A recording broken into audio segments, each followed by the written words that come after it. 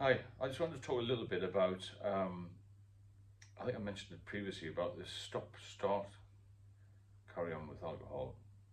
When you stop, you feel better. This is particularly when you're younger.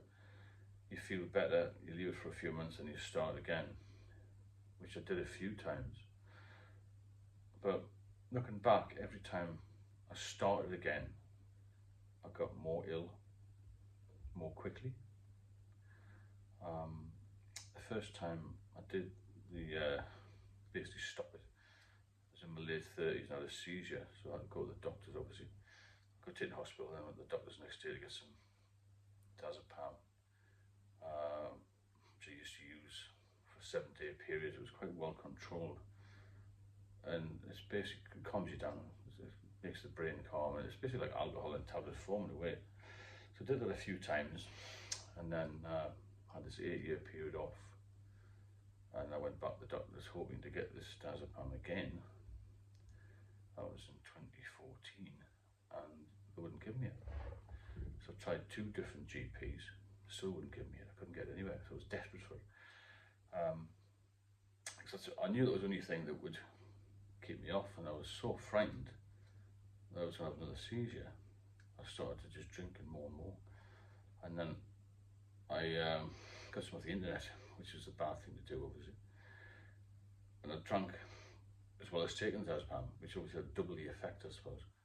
In the end, I went to the GP and said, look, this is what I've been doing. You've got to be honest with these people, because they can't diagnose you if you're not. If you're drinking 20 pints, tell them you're drinking 20 pints. So he put me on some prescription diazepam, but I still kept drinking. But I went back to him and, told him I was feeling better, which was a total lie, obviously. I knew I was getting myself into a bit of a mess, so I continued to drink from 2014 to 2019. Over that time, a few of my drinking pals noticed my health deteriorating.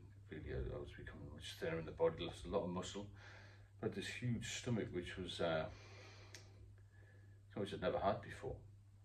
It was more than a beer belly, because it became quite problematic. It was quite hard to touch, and also got a hernia, an umbilical hernia. It was just small at the time. Anyway, it went from day 1 to day 2 and so on, as you do, trying to feel better. Every time you go to bed, you think tomorrow's going to be a better day, but it got worse.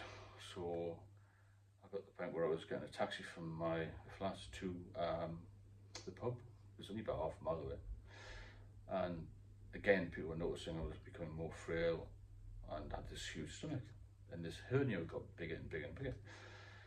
So one of the guys persuaded me eventually to get to hospital. So the next day I woke up, strangely enough, I had a couple of cans of Stella just to get me out of bed, really, at around 9:99. But I packed a small bag, because I thought they were going to keep me in. I knew there was something seriously wrong.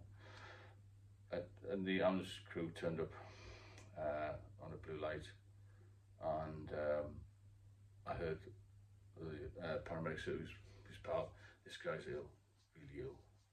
We better get him there double quick. So took me to the RVI in Newcastle, and I went to the acute medical ward in the RVI. Obviously I was scared out of my wits, as you would be, and I didn't know what was going on. So they took me to the ward and did a lot of assessments, this sort of thing. And I was told I had, at that time, a liver problem due to excessive alcohol, obviously. And the next day, they put me on a couple of drips, some strong antibiotic, and I had this fluid accumulation called ascites, and another condition called spontaneous bacterial peritonitis. The 2 of those combined can be fatal. Only 50% of people who are hospitalised with those 2 conditions will survive. So that was a bit nip and tuck, to say the least. So they drained a lot of ascites fluid off you, which is basically protein the liver can't deal with, I suppose. And they drained about 15 to 20 litres off. So I thought, well, that's the end of that. I started to feel a little bit better in the hospital. Had a few of my friends come over, and they said, "Oh, you're looking a little bit better." Stayed in there for about a week and a half. That was in mid-October 2019. And then I had follow-ups at the liver specialist hospital, which is the Freeman Hospital in Newcastle, where they do transplants actually. Unfortunately, I didn't get that far, but they're very good for liver problems. And I had more drains in November, and my sodium level was critically low, and I had a seizure in hospital.